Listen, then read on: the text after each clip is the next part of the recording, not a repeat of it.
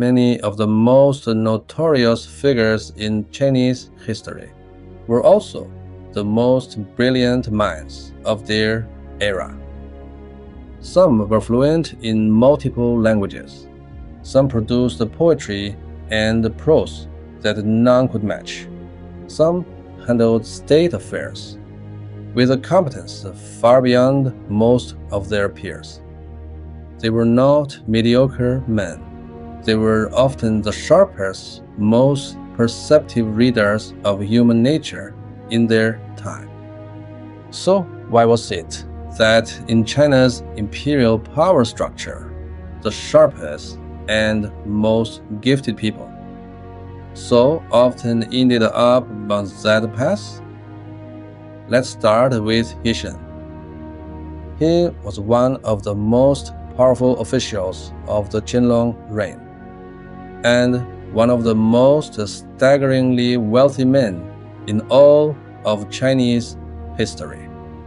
But what truly makes Heshen worth examining is not the scale of what he accumulated. It is the precision with which he understood the Qianlong emperor, a precision that was rare by any measure. He was fluent in Manchu, Chinese, Mongolian, and Tibetan.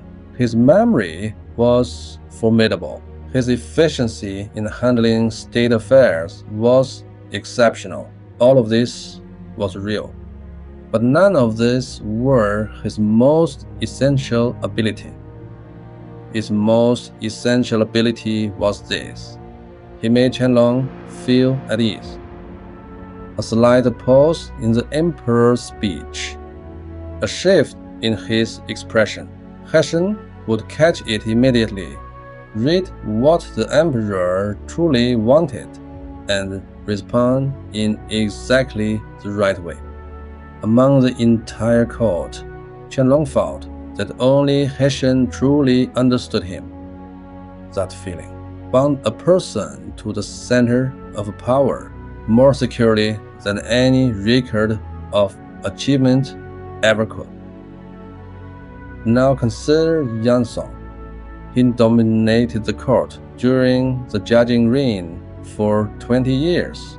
A top Imperial examination graduate, his poetry and prose were outstanding, his calligraphy refined. Emperor Jiajing was obsessed with Taoist practice and required vast quantities of kimchi, ceremonial texts used in Taoist rituals, where every word had to be chosen with the utmost care. Among the entire court, few could produce kimchi that truly satisfied the emperor. Qianlong was the finest of them. He did not enter the center of power through force or coercion. He entered through language, through words that reached into the emperor's inner world. Two men, two different stories on the surface, but beneath they point to the same thing. In an imperial power structure, what an official was truly valued for was very often not independent judgment, not the courage to hold firm, not the willingness to raise objections. It was the ability to read, to balance, to put those above at ease. The emperor needed capable people to manage affairs on his behalf, but he also needed to be certain that such a person would never become a threat. And so, the most trusted officials were typically those who were both capable and gave the emperor the feeling of complete control. This was not a peculiarity of any individual emperor. It was the operating logic of the imperial system itself. Within such a system, those who held most firmly to their own judgment were often the least trusted. The problem was rarely a lack of ability. It was that their very presence made power uneasy, because what this system truly prioritized was never independent character. Those who ultimately embedded themselves deepest in the power structure were the ones who grasped its rules earliest and most completely. The Imperial examination brought the most talented people from across the empire into this system. Once inside, those who best understood what power truly required were the ones most likely to survive and to rise. And so a deeply paradoxical pattern emerged. The more gifted a person was, the more skillfully they directed that gift toward whatever power needed most.